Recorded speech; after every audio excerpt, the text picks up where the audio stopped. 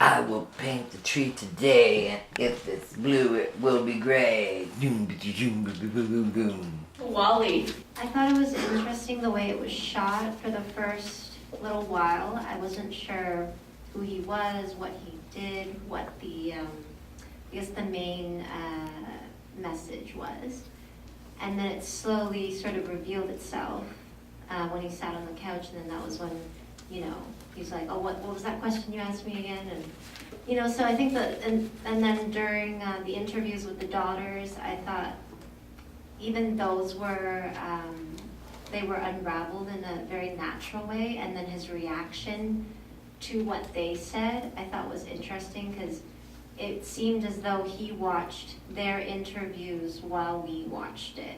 Like, it was timed so well to make it feel that way, and then he was able to express his response immediately as we were processing it. So I thought that was very beautiful. I felt it was a journey that he was taking with the film crew at the same time. He was sort of discovering what was happening, or what had happened in his life to lead him to that point, and being shown that film definitely aided in that. But at the same time, I felt the film left some things out. I think there was a big part of why was he at this house? What is going on in his life that that he feels that, because he's saying there he has to be there. He has to be there for financial reasons. He has to be there for relationship reasons, like all these things. But he really didn't figure out exactly why he was there. I'm not quite sure if that was actually part or the intent of the person filming it, or if they maybe just didn't want to touch on it. But I felt that there was a big chunk missing as to what else happened in his life. There's something else is going on there. It's not just about him and his daughters and the fact that he got kicked out of his school like 22 years ago. There's something else going on. And now I know what that is. As a queer person with a queer parent, I thought it was a really touching film. I think it's really rare to get stories of parents coming out that aren't just stories of courage or stories of truth, but also the hardship of that. And I thought they carried both those narratives really well. So I appreciate that. That's really missing in queer films, and they did it well. Why were you fired from Trinity? We want to go there before I go through the... Okay.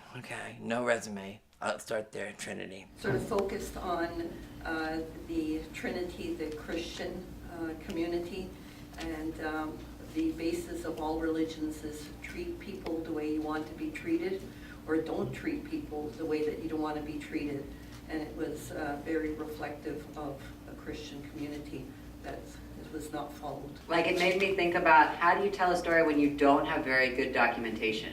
Like, they didn't have the video of him in the auditorium, or like, yeah, like they didn't have, like, kind of compared to the first one where I was like, wow, this is totally a film that is a product of today, where like their wedding was beautifully shot and they have all the technology in their house to like be shooting incredible video all the time and like catching all the moments. Like, Wally's life was not like that, because it wasn't like that in 1991.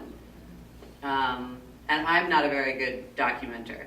So it's something I think about, because I'm like, I never have pictures of the moments, you know? So if I tried to make a film, it might look kind of like this, or like, it might not even look like this, because I just don't have shots of anything, you know? So that was kind of an interesting part of it for